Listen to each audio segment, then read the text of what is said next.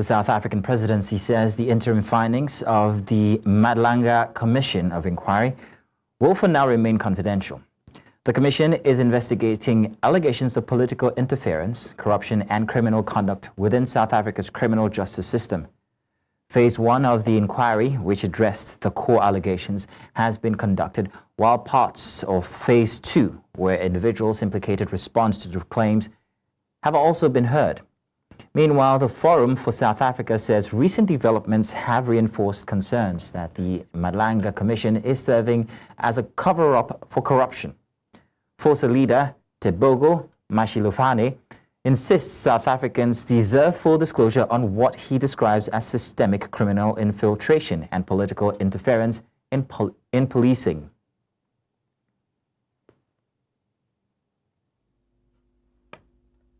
The public. So the final report will be released to the public. The Commission will advise the President on areas that are of national security sensitivity and how those areas will need to be managed, but we will cross that bridge when we get to it. I repeat once again, the final report of the Madlanga Commission will be made available to the public. It will be released to the public.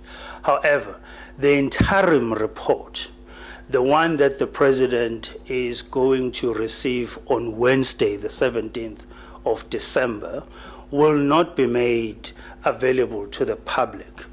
And the reasoning is quite simple to understand. Some of the witnesses that have come before the Commission are going to be called back again to continue with their evidence. Some had evidence located in certain specific areas, but not as broad as it was meant to be. So those witnesses are still going to be given a chance to return to the Commission and give that evidence. So it's not going to be helpful to then start chewing and debating on something that's half-baked. The President will certainly look at it. He hasn't had the luxury of time to follow every day of the Commission's hearing. The interim report will assist him in getting him up to speed with where the Commission is now and some of the issues that have been ventilated and covered. For more on this, Tebogo Mashilompane joins us live from Gauteng. Tebogo, you're welcome. Thank you very much for joining us this afternoon. The Presidency has confirmed that the Madlanga Commission's interim report will not be made public. So what implications does this decision have for transparency and accountability? Yeah, no, good day, and thanks for having us. You know, this deals with the credibility. It casts suspicion on the credibility of Madlanga Commission, especially to some of us who said it is going to be a useless and wasteful exercise because money will be spent on this commission and then we'll never see people being behind bars. So now it's going to cause a doubt on this Madlanga Commission, because at the beginning, it is the President who said there will be an interim report. He did not say when the interim report comes, we are not going to publish it for the public to consume. He simply said there will be an interim report and then followed by the final report. And in all cases that we've been watching, the interim will come, it will be published, and then people will read and make their own opinion about it while waiting for the final judgment or the final report. Because it is in the best interest of the taxpayers and the citizens of this country, even the world, to see if indeed South Africa is a place where people can come and invest without interruption, without political figures looting their resources. So it is not only for South Africa, it is for the world. It is for Nigeria, it is for Zimbabwe, it is for African countries, the West.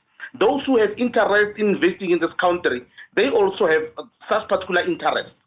But the most important thing, it is the South Africans who are taxpayers, the people who made sure that this commission becomes a success through our taxes. So we are simply saying this casts suspicions on the credibility of the Madlanga Commission itself. especially us who said we don't need this commission.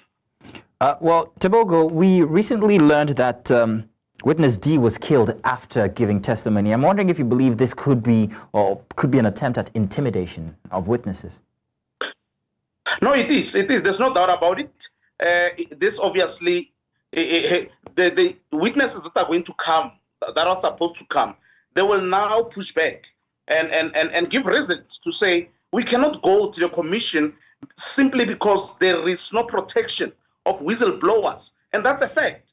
We can't force people to go to the commission when after they expose corruption, and then we are told that we can't have an interim report, people cannot be arrested, and then you sacrificed your life and your family by going to Madlanga Commission. That on its own is a life sacrifice. And we've seen witness D did that, he died. So what do we expect from others who will say we are not going to come? They've got the right to say no, because there's no protection. And it was also said by other witnesses that we are not receiving protection. We need to beg for this protection. This is contrary to what the Minister of Justice and Constitutional Development said. She said they're protecting them and so forth. But the witnesses are saying, no, that is not the truth. So why will people come and testify or give evidence on something that they know that they're putting their lives in danger? So that's going to force me to ask how safe you feel whistleblowers in South Africa are, particularly in high-profile corruption cases like this one, and what protections are currently in place for them? No, there are no measures in place. Even the Madlanga Commission, you can't say in your terms of reference, people will ask if they want. People don't have to ask for protection. We know that whistleblowers have been murdered. We've seen with the case of Tembisa Hospital where 2 billion was looted. And then when Babita, the senior member in health, exposed this corruption, she was murdered. So, and then also in Ekurhuleni, the auditor was dealing with corruption. She was murdered. I mean, he was murdered.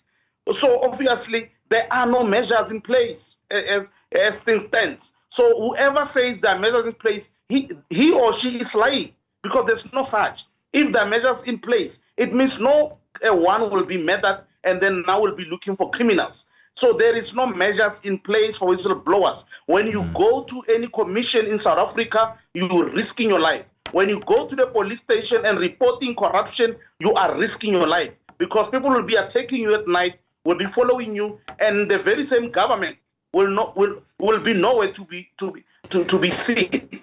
So there's no measures in place, in short. Well, Tebogo, that's a very worrying instance you create there, but I do hope that the situation gets better. But thank you very much for joining us for our 3 p.m. bulletin. Thank you. No, thank you so much for having us. Thank you.